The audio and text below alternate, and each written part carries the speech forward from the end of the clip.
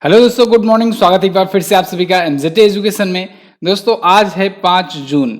आज मनाया जाता है वर्ल्ड इन्वायरमेंट डे। तो सभी लोगों को इन्वायरमेंट डे की बहुत बहुत शुभकामनाएं। इन्वायरमेंट को स्वस्थ रखो, सुरक्षित रखो, पर्यावरण का संरक्षण करना ये हमारी जिम्मेदारी है।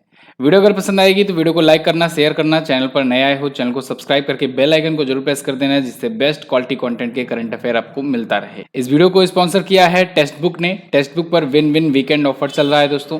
सिर्फ ये आज तक के लिए है, यानी कि आज संडे है, वीकेंड का आखिरी दिन समझ लो एक प्रकार से। तो आज रात तक है। आज अगर आप कूपन कोड अप्लाई करते हो एमजेटी तो आपको मिलेगा दोस्तों 18 महीने की वैलिडिटी वाला ये टेक्स्ट बुक पास। इस टेक्स्ट बुक पास में देखिए 10% तो पहले से ही मिल रहा था आपको, 39%। आज अगर आप लेते हो तो 18 महीने का मिल जाएगा आपको वैलिडिटी वाला ये टेक्स्ट बुक पास। तो टेक्स्ट बुक पास से फ़ायदा ये है कि आप किसी भी एग्जाम की क्यों ना प्रिपरेशन कर रहे हो, उसके लिए मॉक टेस्ट यहाँ पर आपको मिल जाएगा, बिल्कुल टू द पॉइंट सिलेबस के अकॉर्डिंग। और स्पीड भी आप इंक्रीज कर सकते हो और बहुत ही अच्छी तरीके से एनालिसिस दिया गया रहता है, तो आपके सारे डाउट्स भी क्लियर हो जाएंगे।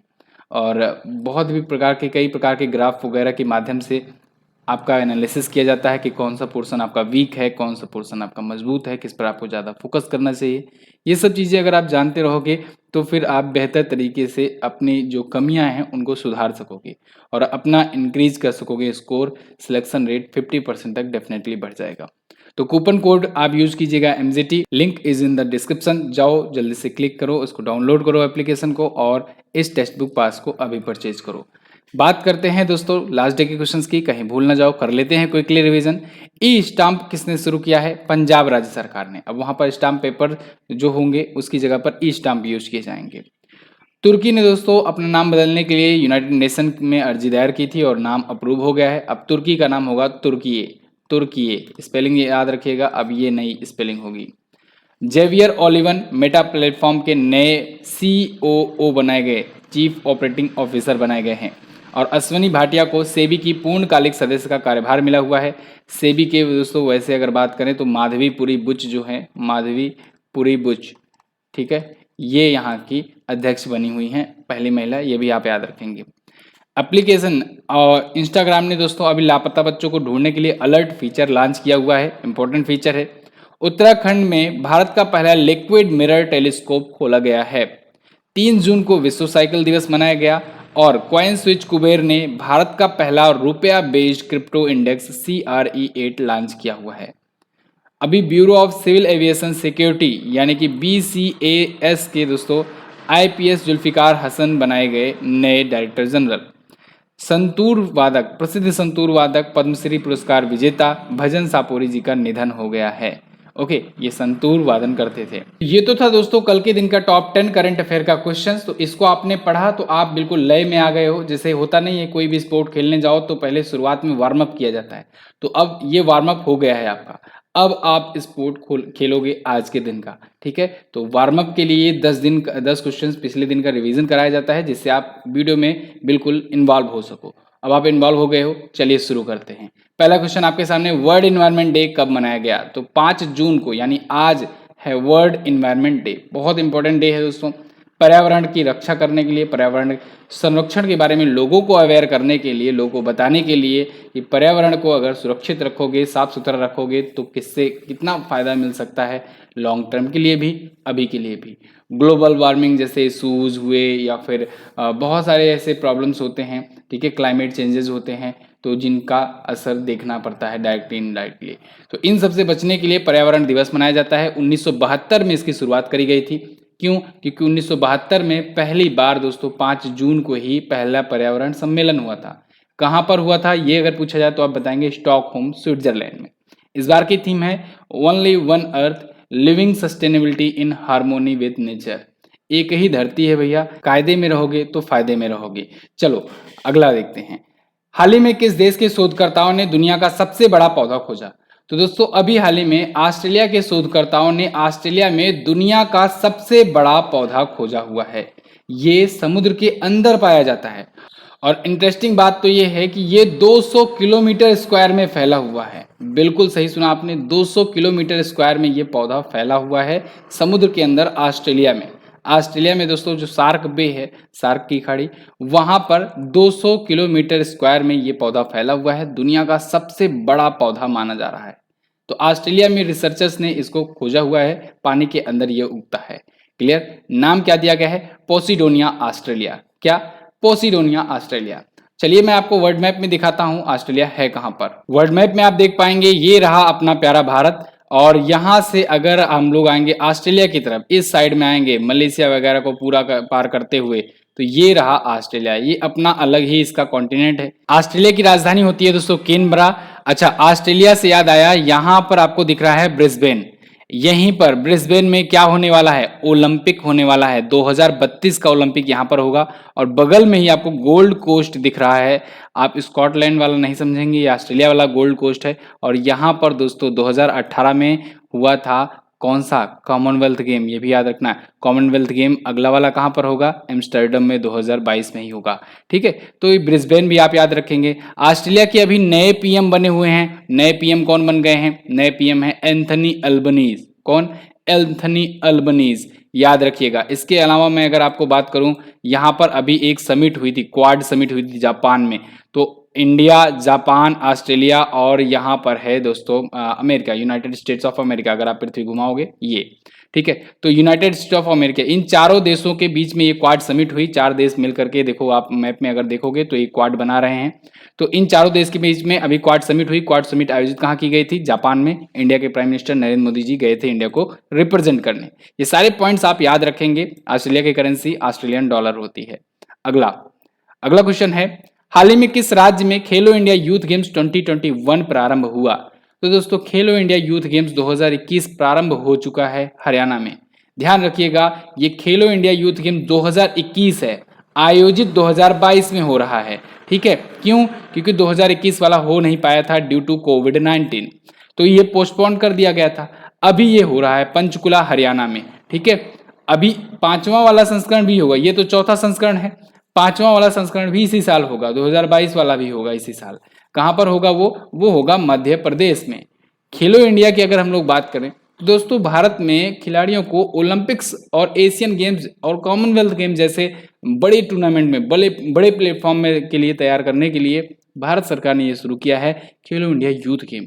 इसमें क्या होता है? इसमें यूथ को लिया जाता है और यूथ को तैयार किया जाता है ओलंपिक्स जैसे बड़े प्लेटफॉर्म के लिए। तो यहाँ पर ये अलग अलग जगहों पर आयोजित हो रहा है पिछले कई सालों से, 2018 से अभी तक दोस्तों। दिल्ली, पुणे, गुवाहाटी 3 जगह आयोजित हो चुका है। चौथा इस बार ये हरियाणा में शुरू हो गया है और 5वां संस्करण इसका होगा मध्य प्रदेश में। तो 4 जून से 13 जून के बीच में ये आयोजित होगा और इसमें 5 भारतीय स्वदेशी खेलों समेत 25 खेल टोटल खेले जाएंगे। 8500 खिलाड़ी हिस्सा लेंगे। एक और चीज पूछा जा सकता है आपसे कि खेलो इंडिया गेम्स जो जीतते हैं उनको कितना रुपए मिलता है, कितना धन मिलता है? तो क्योंकि भाई उनको ओलंपिक के लिए प्रिपेयर करना है। तो दोस्तों जो सिल्वर और गोल्ड जीतता है उन मेडल विजेताओं को, यानी कि टॉप 2 जो होते हैं हर एक इवेंट से लगभग, तो उनको 8 सालों तक 5-5 लाख रुपए दिए जाते हैं, जिससे वो 8 साल क्यों? जिससे वो कम से कम 2 ओलंपिक में या 2 इवेंट में, कोई बड़ा 2 इवेंट जो हो उसमें उसके लिए प्रिपेयर हो सके। ठीक है, तो 5-5 लाख रुपए दिए जाते हैं जिससे वो बेहतर कोच हायर कर सके, अपनी ट्रेनिंग बढ़िया से ज्वाइन कर सके, बढ़िया स्टेडियम ज्वाइन कर सकें। ठीक है, तो इन सब चीज़ के लिए दिया जाता है। खेलो इंडिया यूथ गेम पढ़ करके जाना, बहुत इंपॉर्टेंट टॉपिक है, पूछा जाएगा यहाँ से क्वेश्चन। हरियाणा आया है। हरियाणा आप देखेंगे मैप में कहाँ पर है? यहाँ पर है हरियाणा। चंडीगढ़ राजधानी है। मनोहर लाल खट्टर जी बीजेपी पार्टी से सीएम हैं। बंडारू दत्तात्रेय गवर्नर हैं। रविशंकर झा जी ये पंजाब और हरियाणा हाईकोर्ट के हैं CM. Clear? Sultanpur national park का नाम पूछा जाता है, इंपॉर्टेंट है। कलेसर नेशनल पार्क भी आप याद रखेंगे। अगला देख लेते हैं। हाल ही में जेवर में नोएडा इंटरनेशनल एयरपोर्ट का निर्माण कार्य किसे सौंपा गया? तो दोस्तों टाटा प्रोजेक्ट्स को सौंपा गया है नोएडा के इंटरनेशनल एयरपोर्ट के निर्माण का कार्य है। टाटा प्रोजेक्ट्स, यानी टाटा प्रोजेक्ट्स ही बनाएगी भारत के सबसे बड़ी, सबसे बिगेस्ट इंटरनेशनल एयरपोर्ट को, जो कि जेवर एयरपोर्ट के नाम से पहले जाना जाता था, नया नाम बदल करके नोएडा इंटरनेशनल एयरपोर्ट किया गया है। ये भारत का सबसे बड़ा एयरपोर्ट होगा। तो ये कॉन्ट्रैक्ट लगभग बताया जा रहा है कि 600 करोड़ से ज़्यादा होगा। हालांकि ये अनऑफिशियल डाटा है, मैंने आपको यहाँ पर अनऑफिशियल इसलिए लिख दिया क्योंकि अभी एग्जैक्ट कोई बताया नहीं गया है। ठीक है, सोर्सेज के मुताबिक ही यहाँ पर लिखा गया है, तो एग्जैक्ट डाटा नहीं है ये। 2024 तक संचालन करने की इसको जिम्मेदारी दी गई है। अगर ये 2024 तक जो तय सीमा है उस पर नहीं करता है तो 10 लाख रुपए प्रतिदिन के हिसाब से इसको जुर्माना भी देना पड़ेगा। वैसे अगर बात करें टाटा प्रोजेक्ट्स को ही एक और बड़ा प्रोजेक्ट मिला हुआ है, सेंट्रल विस्टा रीडेवलपमेंट प्रोजेक्ट, जिसके तहत दोस्तों नया संसद भवन बनाया जा रहा है। तो ये क्वेश्चन पूछा भी गया है और पूछा भी जाएगा कि किस परियोजना के तहत नया संसद भवन का निर्माण किया जा रहा है और किस कंपनी के द्वारा किया जा रहा है। तो याद रखिएगा, सेंट्रल विस्टा रीडेवलपमेंट प्रोजेक्ट के तहत और टाटा प्रोजेक्ट के द्वारा बनाया जा रहा है। क्लियर है बिल्कुल। चलिए आगे बढ़ते हैं। हाल ही में किस बैंक ने डिजिटल परिवर्तन के लिए एक्सेंचर के साथ समझौता किया है? तो दोस्तों एचडीएफसी ने डिजिटल परिवर्तन के लिए, अपने डिजिटल चेंजेस के लिए एक्सेंचर के साथ समझौता किया हुआ है। एक्सेंचर यहाँ पर आपको दिख रहा है। आप में से बहुत लोगों को पता नहीं होगा शायद। एक्सेंचर जो है दोस्तों, ये दुनिया की सबसे बड़ी आईटी कंपनी है। दुनिया की सबसे बड़ी आईटी कंपनी है ये। सेकेंड स्थान पर आता है टीसीएस, जो आप लोग के लिए एग्जाम पेपर वगैरह भी तैयार कर रहा है, टीसीएस का। ठीक है, तो ये सेकंड पोजीशन पर है और ये दुनिया की दूसरी आईटी कंपनी है और एसेंचर जो है वो दुनिया की पहली है। एचडीएफसी ने अपना जो लोन व्यवसाय है उसको डिजिटलीकृत करने के लिए इससे समझौता किया हुआ है, जिससे थोड़ा सा इसकी कैपेसिटी और एक्यूरेसी बढ़ सके। ठीक है, इफिशिएंसी भी बढ़ सके। ठीक है, और तेजी से अपना ये जो भी डिजिटल प्रोसेस है वो बढ़ा सके। तो एचडीएफसी लिमिटेड के बारे में अगर बात करें तो 1994 में स्थापना हुई थी। अभी कुछ दिन पहले न्यूज आई थी कि एचडीएफसी लिमिटेड और एचडीएफसी बैंक दोनों का हो गया है विलय। तो ये भी आप याद रखेंगे। मुंबई में हेडक्वार्टर है और सीईओ है शशिधर जगदीशन। इसका मोटो है वी अंडरस्टैंड योर वर्ड। मोटो कहें या कहें टैगलाइन, तो वी अंडरस्टैंड योर वर्ड है टैगलाइन है इसकी। अगला देखते हैं। हाल ही में किस राज्य सरकार ने आंचल अभियान शुरू किया? तो आंचल अभियान दोस्तों राजस्थान सरकार ने शुरू किया है। राजस्थान के सीएम अशोक गहलोत जी ने ये शुरू किया हुआ है और ये राजस्थान के करौली जिला में अभी शुरू किया गया है। किसके लिए? गर्भवती महिलाओं के लिए शुरू किया गया है। एक विशेष स्वास्थ्य देखभाल अभियान है ये। इसके तहत जो दोस्तों जो गर्भवती महिलाएं होती हैं उनको समय समय पर टीके के बारे में, सही पोषण के बारे में, सही दवाइयों के बारे में अवेयर करना, ये सब करने के लिए ये जिम्मेदारी दी गई है आशा, एएनएम, आंगनवाड़ी को, जिससे राज्य में जो शिशु और मातृ मृत्यु दर है उसको कम किया जा सके, डेथ रेशियो कम किया जा सके। इसलिए ये अभियान चलाया गया है। करौली जिला राजस्थान से शुरू किया गया है, धीरे धीरे पूरे राज्य में चलाया जाएगा। राजस्थान के बारे में अगर बात करेंगे तो राजस्थान देखोगे आप, यहाँ पर है भारत का सबसे बड़ा राज्य है क्षेत्रफल की दृष्टि से। पिंक सिटी जयपुर यहाँ की कैपिटल है। जयपुर में ही दोस्तों अभी लोकरंग महोत्सव मनाया गया था। Ashok Gehlot ji Indian national Congress party से सीएम है। गवर्नर है कलराज मिश्रा। अखिल कुरैशी यहाँ के हैं करंट टाइम पर chief justice. Sariska national park, Ranthambore national park, Keoladeo national park, ये सभी नेशनल पार्क हैं यहाँ पर। अभी एक टाइगर रिजर्व से रिलेटेड क्वेश्चन आया था, मैंने आपको बताया था कि राजस्थान में दोस्तों अभी रामगढ़ विषधारी को, किसे? रामगढ़ विषधारी को ये इसको भारत का 52वां टाइगर रिजर्व घोषित किया गया है। भारत का 52वां टाइगर रिजर्व घोषित किया गया है। ये मतलब बाघ अभ्यारण्य घोषित किया गया है। ध्यान रखिएगा, ये 52वां भारत का है और राजस्थान का चौथा है। राजस्थान में चौथा है ये। राजस्थान में 3 और कौन कौन से हैं? रणथंभौर, सरिस्का और मुकुंदरा हिल्स। तो रणथंभौर, सरिस्का और मुकुंदरा हिल्स, ये भी आप याद रखेंगे। अच्छा, अगर पूछा जाए 53वां कौन सा है, तो 53वां देखो दोस्तों अभी ऑफिशियली इसको पूरा अप्रूवल नहीं दिया गया है, ये प्रस्ताव में ही है। गुरु घासीदास नेशनल पार्क जो कि छत्तीसगढ़ में है। तो अगर 53वां पूछ ही लिया जाता है आपसे तो आप ये बताएंगे, क्योंकि ये लाइन में लगा हुआ है, अगला मान्यता इसी को मिलने वाला है। टोटल भारत में नेशनल पार्क 106 हैं। ये ऑफिशियली मतलब जिनको मान्यता मिल चुकी है पूरी तरीके से। और टोटल टाइगर रिजर्व कितने होंगे? 52 या फिर 53। ठीक है, तो 52 तब कहेंगे आप जब रामगढ़ विषधारी, मतलब अभी तक 52 को ही अप्रूवल मिला है। अगर संख्या पूछी जाए तो 52 ही आप बताएंगे। अगर आपसे गुरु घासीदास नेशनल पार्क पूछा जाए तो आप 53वां बता देंगे। ठीक है ना, समझ में आ रहा है? आगे देखते हैं। हाल ही में स्क्रिप्स नेशनल स्पेलिंग बी 2022 किसने जीता है? तो इसको जीत लिया है दोस्तों हरिनी लोगन ने। यहाँ पर आपको दिख रही है हरिनी लोगन। ये दोस्तों इंडियन ओरिजिन की अमेरिकी नागरिक हैं, भारतीय मूल की अमेरिकी हैं और इन्होंने जीत लिया है स्पेलिंग बी का खिताब। अच्छा, 8 में पढ़ती हैं ये टेक्सास यूनिवर्सिटी में, टेक्सास स्कूल में। तो हरिनी लोगन स्पेलिंग बी का खिताब जीत ली हैं। ये इन्होंने 21 शब्दों की सही स्पेलिंग बताई, जबकि इनके जो विपक्ष में थे वो 15 शब्दों की ही सही स्पेलिंग बता सके। क्लियर है? तो स्पेलिंग बी का खिताब इन्होंने जीता है। इंपॉर्टेंट क्वेश्चन है, याद रखेंगे आप।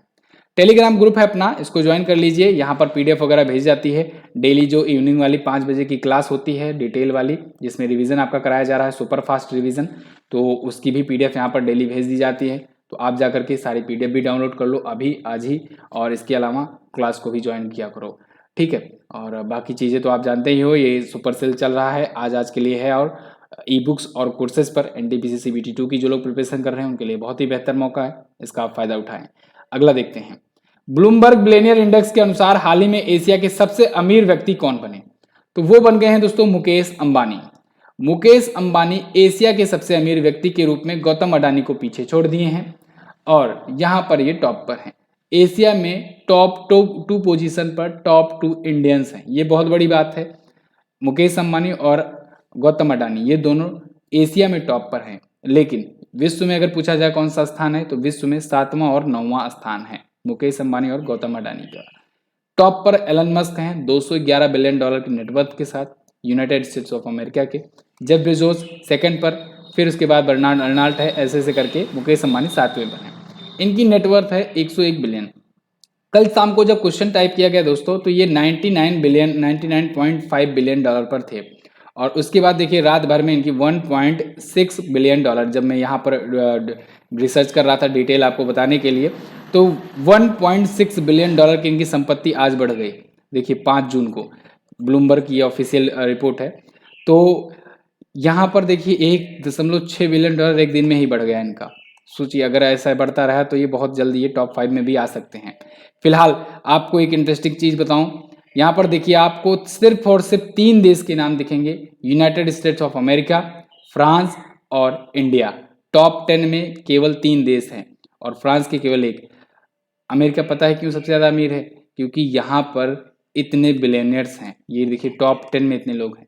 अगर इंडिया के भी बहुत ज़्यादा नहीं 2 और नाम इसमें शामिल हो जाए ना टॉप 10 में, तो देखिए इंडिया कहाँ पहुँच जाएगा। चलिए एक और इंटरेस्टिंग बात बता देता हूँ, देखिए यहाँ पर सब में आपको रेड का निशान दिख रहा होगा, केवल मुकेश अंबानी में आपको ग्रीन दिख रहा है। केवल इन्हीं की नेटवर्थ कल बढ़ी, बाकी सब में माइनस हुआ, लॉस हुआ। चलिए अगला देखते हैं, ये डिटेल वही है। हाल ही में किस केंद्रीय मंत्री ने श्रेष्ठ योजना का शुभारंभ किया? तो श्रेष्ठ योजना दोस्तों डॉक्टर वीरेंद्र कुमार जी ने शुरू किया है। डॉक्टर वीरेंद्र कुमार ये ऑनरेबल यूनियन मिनिस्टर हैं, इन्होंने श्रेष्ठ योजना शुरू किया है। ये सामाजिक न्याय और अधिकारिता मंत्री हैं। अभी ये हाई स्कूल में छात्रों के लिए आवासीय शिक्षा के लिए श्रेष्ठ योजना शुरू करे हुए हैं। श्रेष्ठ का मतलब होता है scheme for residential education for student in high school in targeted areas, यानी कुछ ऐसे एरियाज हैं जहां पर बच्चों को पढ़ने में, बच्चों को स्कूल कॉलेज की सुविधा मिलने में दोस्तों प्रॉब्लम होती है, साथ ही साथ वहां पर उनको रहने के लिए उस प्रकार का माहौल भी पाने में प्रॉब्लम होती है। तो ऐसे जो लक्षित एरिया हैं, ऐसे जो क्षेत्र हैं, उनको आवासीय यानी कि हॉस्टल की सुविधा दे करके उनको पढ़ाई कराया जाना, ये है इस स्कीम का उद्देश्य। ओके, तो श्रेष्ठ योजना याद रखेंगे आप। हाल ही में संयुक्त राष्ट्र विश्व शिखर सम्मेलन में किस राज्य ने सर्वश्रेष्ठ परियोजना का पुरस्कार जीता? तो ये जीत लिया है दोस्तों मेघालय ने। मेघालय के सीएम ने अभी हाल ही में ये पुरस्कार रिसीव किया है। ये WSIS प्राइज 2022 के नाम से जाना जाता है। मेघालय ने ये इस बार का जीता हुआ है, यूनाइटेड नेशन के द्वारा दिया जाता है। तो मेघालय ने संयुक्त राष्ट्र विश्व शिखर सम्मेलन में अभी ये अवार्ड जीता है। मेघालय इंटरप्राइजेज आर्किटेक्ट के एक हिस्से के रूप में इसे अवार्ड मिला है स्विट्जरलैंड के जिनेवा में। WSIS का मतलब होता है world summit on information society forum, तो इसी को WSIS फोरम पुरस्कार के रूप में जाना जाता है। कॉनराड संगमा ने ये अवार्ड रिसीव किया हुआ है। तो ये तो थे दोस्तों आज के दिन के टॉप 10 करंट अफेयर के क्वेश्चंस। कैसी लगी आपको वीडियो आप लोग कमेंट करके हमें जरूर बताइएगा। वीडियो तैयार हो रहा है कि नहीं आप लोग बताइएगा जरूर। क्वेश्चंस ऑफ द डे में बात करेंगे लास्ट डे के क्वेश्चंस की। तो लास्ट डे जो मैंने आपसे पूछ रखे थे क्वेश्चन, 2032 में ओलंपिक खेल ब्रिस्बेन ऑस्ट्रेलिया में खेले जाएंगे। ITBP के महानिदेशक संजय अरोड़ा जी हैं।